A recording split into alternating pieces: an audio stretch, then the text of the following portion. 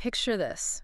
You open your mailbox, and sitting there right on top of the utility bills is an invitation. Oh, nice. Everybody loves getting physical mail. Right, exactly. Your good friends are getting married, you're thrilled for them naturally. But as read the fine print, you realize this isn't an invitation to the wedding itself. At least, well, not yet. Wait, what is it then? This is an invitation to a pre-wedding party. And right there, down at the bottom of the card, is a ticket price. A ticket price. Yeah. Like a cover charge. Yes, $15 to get in the door. You're literally being asked to pay a cover charge to celebrate your own friend's upcoming marriage. It immediately triggers a kind of social cognitive dissonance, doesn't it? Oh, absolutely. I mean, we are so deeply conditioned by the standard rules of modern wedding etiquette, where the couple or, their families are the ultimate hosts. Right, they pay for everything. Exactly. They provide the venue, the food, the entertainment, and as a guest, your only job is to show up, maybe bring a gift from the registry, and enjoy the open bar. Yeah, enjoy the free drinks. So seeing a ticket price, it feels like a massive breach of protocol. It really does. You don't set up a velvet rope and a bouncer for your own inner circle. No, you definitely don't. But here is the wild part. In a very specific, culturally rich pocket of North America, this isn't a faux pas at all. It is a highly anticipated, deeply ingrained tradition. Which is just so fascinating. It really is. It's called a wedding social. And it takes the staggering, often isolating financial panic of planning a wedding and completely flips the script. It flips it on its head. Totally. Yeah. Instead of the couple drowning in spreadsheet debt, the community comes together to essentially crowdfund the start of their marriage through a massive profitable dance party. It is a phenomenal alternative economic model for major life events. I mean, truly. It is. And what we are going to do today is look at the absolute anatomy of how these events function, why the psychology behind them works so flawlessly, and how the entire tradition is currently being supercharged by modern digital platforms. Okay, let's unpack this. Because if you, listening right now, have never lived in the Canadian prairies, the mere concept of throwing a massive ticketed fundraiser for your own wedding probably sounds baffling. It sounds totally bizarre to most people. It sounds a bit like setting up a nightclub cover charge for your own friends, but the club is a community hall, and the bouncer is your uncle. That is a perfect analogy, actually. So let's put you right in the room. What exactly happens at a wedding social? Well, you have to visualize a completely different scale than a typical bridal shower or engagement party. Like, how big are we talking? Huge. We are talking about renting out massive local community centers, curling rinks, or, Legion halls. Okay, so real physical infrastructure. Yes. The couple, aided by their wedding party, transforms this space into a full-fledged entertainment venue. You walk in, and the energy is electric. Paint a picture for me. It's loud. There's a DJ or a live band pumping music across a huge dance floor. People are everywhere. And right away, the economics of the night begin, right? Precisely. You mentioned that $15 entry ticket, but that's just the baseline. The ecosystem of a wedding social is designed to generate revenue at multiple touch points, but it does so in a way that feels like pure entertainment rather than a shakedown. That distinction is crucial. I mean, if it felt like a shakedown, the tradition would have died out decades ago. Nobody wants to feel like they're just an ATM for their friends. Exactly. Yeah. What's fascinating here is the genius of the model. It really lies in its accessible pricing and value exchange. The value exchange. Oh, yeah. That $10 to $20 entry ticket is fundamentally a low-barrier cover charge.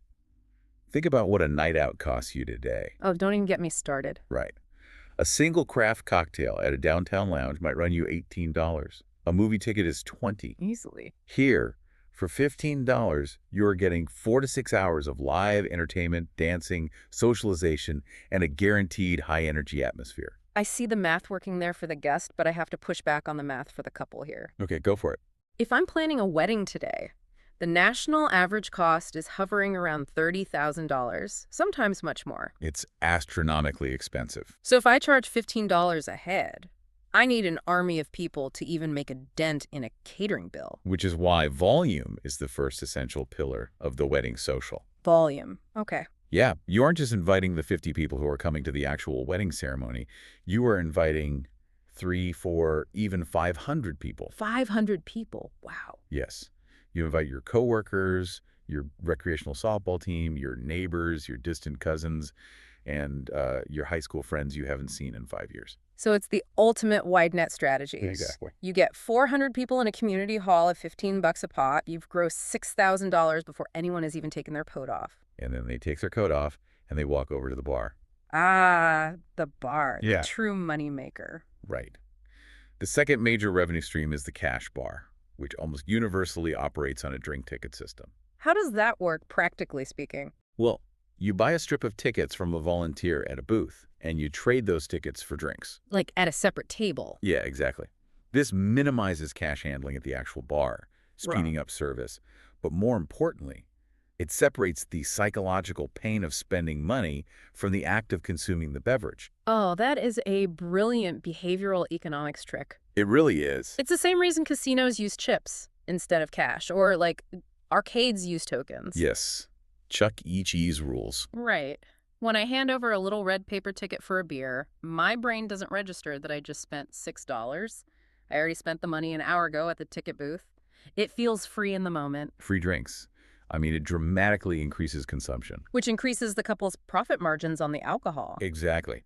But even the bar revenue pales in comparison to the true financial engine of the wedding social, Which is? the raffles. Oh, the raffles. Yeah, if you walk the perimeter of one of these community halls, you will see dozens of long folding tables covered in prizes. Let's talk about those prizes, because this isn't just someone raffling off a leftover toaster, right? Oh, not at all. It is a highly structured, tiered system. Like an absolute science. Yes. The organizers will categorize the prizes to appeal to different psychological drivers. Yeah. You have your grand prizes, which are high-ticket, universally desirable items. Give me some examples. We're talking big screen televisions, premium barbecues, high-end camping gear, or round-trip airline vouchers. Wow, okay, so real stuff. Real valuable stuff. Then you have the regular prizes, which are often themed gift baskets, like a massive cooler filled with craft beer, a spa day package, a lotto ticket tree, or a collection of power tools. A lotto ticket tree, that sounds amazing. And the way you bid on these is fascinating. It's a penny auction or Chinese auction style format, isn't it? That's right. You don't just buy a raffle ticket that goes into a giant central drum. No, you buy a sheet of tickets. Or, as is traditional in many places, you buy an arm's length of tickets. An arm's length, yes. The volunteer literally physically pulls the roll of tickets from your fingertips to your shoulder, rips it off, and charges you $20. It's such a great visual. And then the strategy begins. Right, because you have to decide where to put them. Exactly. You, the guest, take your arm's length of tickets and you walk the room. Every single prize has a brown paper bag sitting in front of it. And you get to decide exactly where to allocate your risk. Do you put all 40 of your tickets into the bag for the barbecue, hoping to overwhelm the odds? Or do you drop 2 tickets in every single bag in the room, hoping for a lucky strike? It turns giving money to the couple into a game of strategy and chance. Yeah, I'm not just handing them a $50 bill and a greeting card. I'm actively playing a game where I might walk away with a PlayStation. And that dopamine hit of the raffle completely masks the fact that you are funding their floral arrangements. That is so true. I am literally buying their centerpieces, and I'm thinking about the PlayStation. Exactly. And that masking effect represents a profound shift in how we think about wedding economics. How so? Well, for generations, the standard was the physical registry. Right, going to a department store with that little scanner gun. Yeah, scanning a gravy boat, a set of Egyptian cotton sheets, and a blender. The guests buy those items to help the couple set up their home. But today, many couples already live together before getting married. They don't need a gravy boat. No, they need capital. They need money for the actual wedding or a down payment on a house. So the wedding social replaces the outdated registry with the experience economy. That's a great way to put it. Instead of me reluctantly spending $100 on a decorative vase that will gather dust in your cupboard, I spend $15 at the door, $30 on drinks, and $55 on an arm's length of raffle tickets. And you have spent your $100. But I spent it having an incredible night out with my community, playing games and dancing. The guest extracts immediate tangible joy from their expenditure, and the couple extracts flexible liquid capital. It is a vastly more efficient economic exchange. It really is. Yeah. But to fully grasp how a community willingly sustains this, like why they enthusiastically show up to fund a party for someone they might only casually know, we have to look at where this tradition comes from. Right, because you can't just try to pull this off in downtown Manhattan or Beverly Hills tomorrow and expect it to work. No, it would flop immediately. The cultural context is the bedrock of the entire operation. This tradition has deep, deep roots in the Canadian prairies, specifically the provinces of Manitoba and Saskatchewan. The geography of the prairies is the key to understanding the psychology of the people there. Set the scene for us. Well, historically, these are expansive agricultural regions. When settlers first began farming these massive tracts of land, the environment was incredibly The unforgiving. winters are notoriously brutal, right? Oh, absolutely brutal. And the planting and harvesting seasons require immense, concentrated labor. You literally could not survive in isolation. If you tried to build your homestead entirely on your own, you would fail. Exactly the opposite of modern urban individualism. In those early prairie days, if a family needed to raise a barn, the entire community showed up with hammers and lumber. Because they had to. Yeah, if someone fell ill during the harvest, the neighbors brought in their crops. The concept of mutual aid wasn't just a nice moral philosophy. It was a basic survival mechanic. You helped your neighbor because you knew inevitably a day would come when you would need them to help you. Precisely. So we fast forward 100 years. The barns are built, the combines are mechanized, but that cultural DNA of communal reliance is still there. It just evolved. It shifted from we need to help them build a barn to survive the winter to we need to help them build a financial foundation to survive the start of their marriage. If we connect this to the bigger picture, it's fascinating how that historical reliance translates into modern social behavior. Right. In a prairie town, or even in the larger cities like Winnipeg, attending a wedding social is an expected, normalized social rhythm. It is what you do on a Saturday night. Exactly. You don't view an invitation from a coworker or a distant cousin as a tacky cash grab. You view it as an opportunity to participate in the communal safety net. I love that framing, the communal safety net. I think about how weddings are handled in broader culture today, and it is a deeply isolating experience. really is. A couple gets engaged, the romantic high wears off, and suddenly they are sitting at their kitchen table at 2 a.m., staring at a screen, realizing they're completely on their own to figure out how to pay $30,000. It's just the two of them against the wedding industry. Exactly. It places a tremendous private strain on the relationship. And the Prairie Wedding Social says, no, your success, your happiness, and your financial stability are the business of this community. When those 300 or 400 people buy a ticket, they are actively investing in the couple's future. It's analog crowdfunding. Yes, analog crowdfunding. Today, if someone runs into a major life expense, they might set up a GoFundMe. You click a link, you type in your credit card, you leave a little comment, and it's done. It's efficient, but it's incredibly cold. It's transactional. But a wedding social is crowdfunding, where you actually have to look the couple in the eye. You shake their hand, you clink glasses, you sweat on the dance floor together. It builds a tangible, emotional bond. And consider how that changes the dynamic of the actual wedding day months later. Oh, that's a great point. When a guest attends a typical wedding, they're essentially a spectator. They are watching a production put on for their benefit. Right, they're just an audience member. But when a guest attends a wedding after having supported the social, they feel a sense of ownership. They aren't just a spectator, they are an investor. They helped build the foundation for that celebration. The joy is compounded because it is shared. The psychology is beautiful. But, let's bring this down to earth for a minute. Let's do it. Let's talk about the hustle. Oh, the hustle. Because taking this romantic ideal of community support and actually turning it into a profitable 400-person festival in a community hall requires a terrifying amount of logistics. You are essentially acting as an event producer, a promoter, a bartender, and an accountant all at once. It is not for the faint of heart.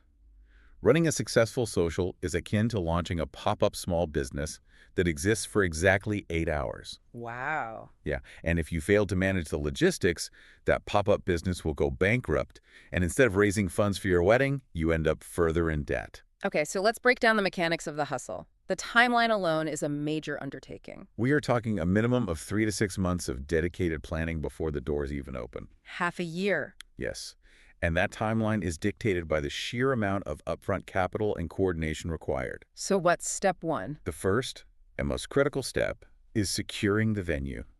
You cannot host this in your backyard or a typical restaurant. You need that specific infrastructure. Exactly. A community center or a Legion Hall with a massive capacity, a dedicated dance floor, enough perimeter space for 50 feet of raffle tables, and, crucially, the proper zoning for liquor sales. Which means putting down deposits, which means the couple is already spending money to make money. Yep, the expenses start early, and then you have to stock the bar, which requires purchasing hundreds of liters of alcohol, mixers, ice, and, plastic cups. The logistics are insane. You have to hire a DJ, you have to buy event insurance, and you have to secure a special occasion liquor permit from the local government. The legal liability. That cannot be overstated. You are taking on the responsibility of serving alcohol to hundreds of people. If someone overconsumes and gets behind the wheel of a car, or if a fight breaks out on the dance floor, the couple holding the permit can be held personally liable. Exactly.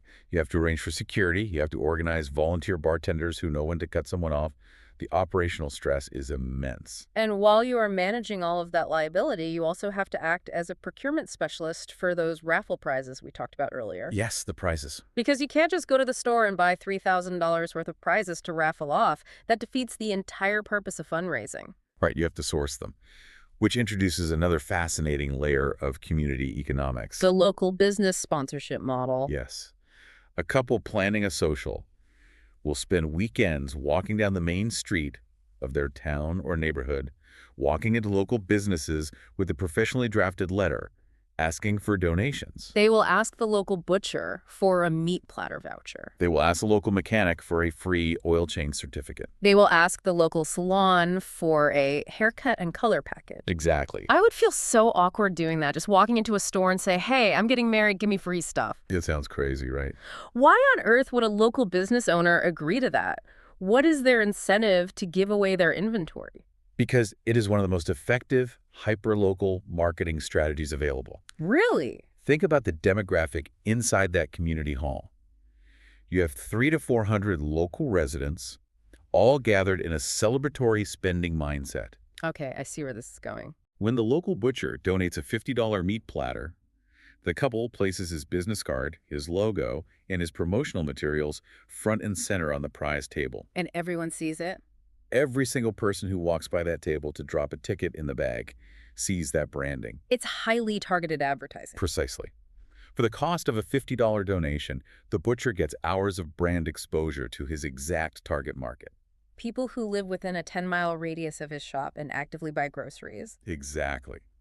The couple gets a highly desirable prize that drives raffle ticket sales. Yeah. And the business owner gets cheap, effective advertising while building goodwill in the community. It is a perfectly symbiotic microeconomy. It really is, when it works. But even with a perfect microeconomy, things go wrong. If we are treating this like a pop-up business, we have to look at the failure states. And there are many.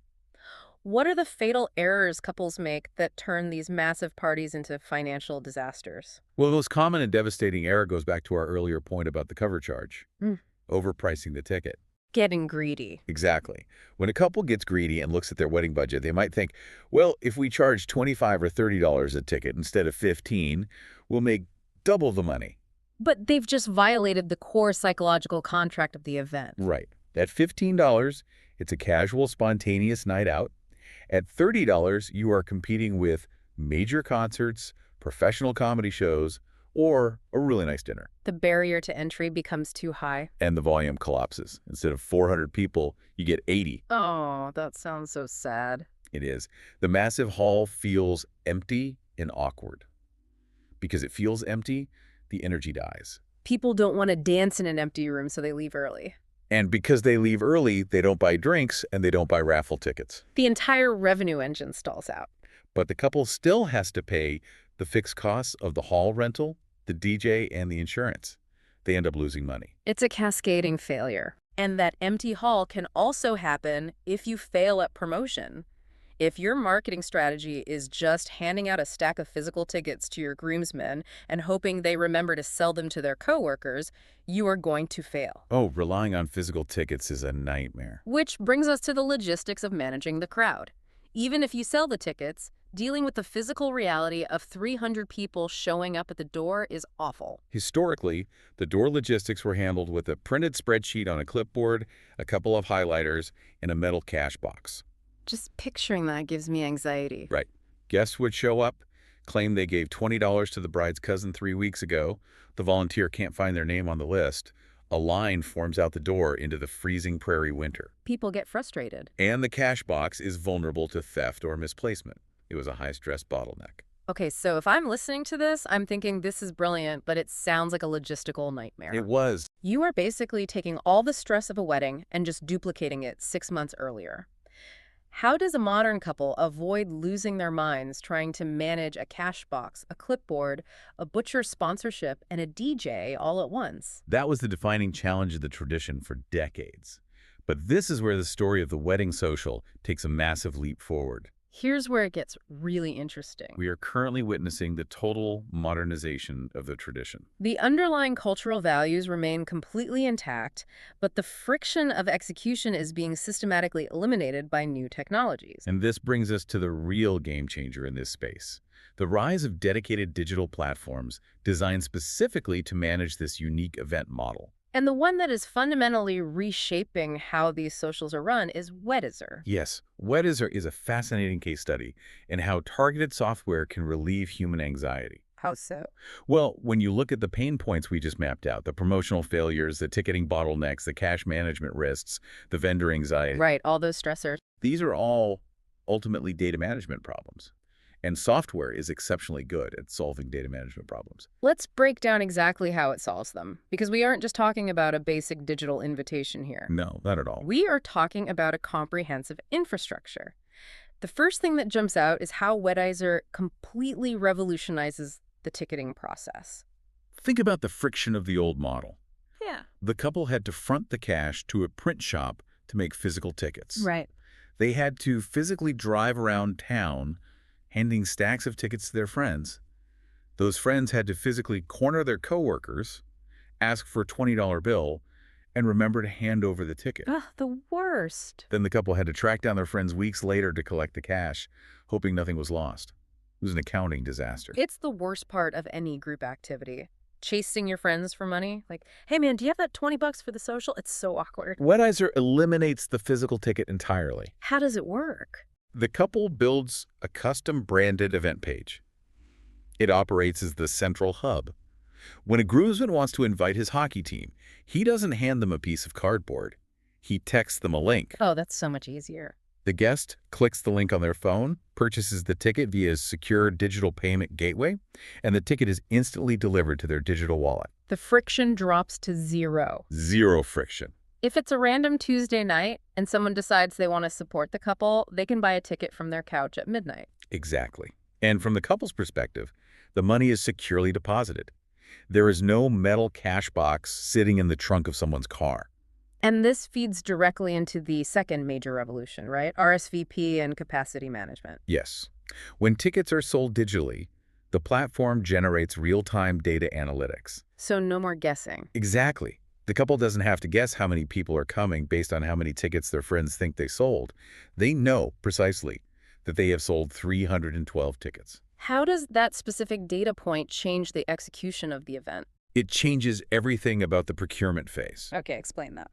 If you know exactly how many people are coming, you know exactly how much alcohol to order. The biggest margin killer for a couple is over-ordering kegs of beer or bottles of vodka that don't get consumed. Or under-ordering. Yes. Running out of alcohol at 10 p.m. kills the party and the revenue. Real-time RSVP data allows for precise, mathematically sound purchasing decisions. It also solves the nightmare at the door, doesn't it? Oh, completely. You don't have a volunteer with a highlighter searching a 5-page spreadsheet while a line forms outside. You have someone with a smartphone scanning QR codes. It takes 3 seconds per guest. The line moves, the guests get inside faster, which means they get to the bar faster, which increases revenue. It's operational efficiency driving profitability. But Weddizer doesn't just stop at ticketing. It tackles the entertainment side as well. Right, because we discussed how a terrible DJ can ruin the night. If the music is bad, the dance floor is empty. If the dance floor is empty, people leave. And finding a good DJ is incredibly stressful. You're usually relying on word of mouth. My cousin knows a guy who has some good speakers. That is a massive gamble for an event that relies entirely on high-energy atmosphere. Which is why the platform integrates a vetted vendor network. Exactly. It connects couples directly with DJs, live bands, photo booth operators, and equipment rental companies that have established reviewed track records within the wedding social ecosystem. Because a DJ who knows how to play a wedding reception might not know how to play a 400-person party designed to keep people buying raffle tickets. They are completely different skills. By using a centralized platform, the couple mitigates the risk of hiring the wrong talent. And once you have the right talent and the room is packed, there is an entirely new layer of modern engagement happening. I love how platforms like Weddizer are integrating social media directly into the event mechanics. It's brilliant. We aren't just relying on a photographer walking around anymore. Right. The modern social is an inherently viral event. The platform allows couples to set up live photo sharing streams. So guests take pictures in the photo booth or on their phones, and they are instantly aggregated via event-specific hashtags. And displayed on projectors right in the hall, it creates a continuous loop of social proof. It turns the attendees into a real-time marketing engine. If I'm at the social and I post a great picture to my story, my friends who maybe didn't buy a ticket see that incredible party happening and they feel the FOMO. The fear of missing out. Exactly. And because the ticketing is digital, those friends experiencing FOMO can literally click the link in your bio, buy a ticket at 10 p.m., and show up at the hall by 10:30. That's wild. The digital infrastructure allows the event to capture spontaneous late-night revenue that would be entirely impossible in the era of physical paper tickets. This raises an important question, though. What's that? When we talk about introducing software, data analytics, and digital payment gateways to a tradition, the usual fear is that technology will sterilize it. Right. We worry that turning something cultural into an app dilutes its authenticity. That is a very valid concern in most contexts. Yeah. We often see technology isolate people. But what happens when technology is used exclusively to facilitate physical, communal gathering? Exactly. It's the opposite of isolation. You are taking this incredibly grassroots, almost rustic prairie tradition, literally gathering your neighbors in a drafty Legion hall with a cash bar and a meat raffle to help you start your family. Yeah. And you are supercharging it with sleek Silicon Valley-style digital infrastructure. But the technology doesn't replace the human connection.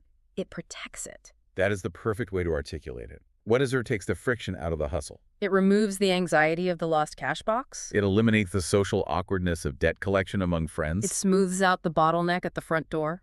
By automating the stressful administrative logistics, the platform buys back the couple's time and mental energy. Yeah. It allows them to actually be present at their own party. They get to be the hosts, not the accountants. Right. They get to spend the night hugging their distant relatives, dancing with their coworkers, and celebrating the fact that their community showed up for them.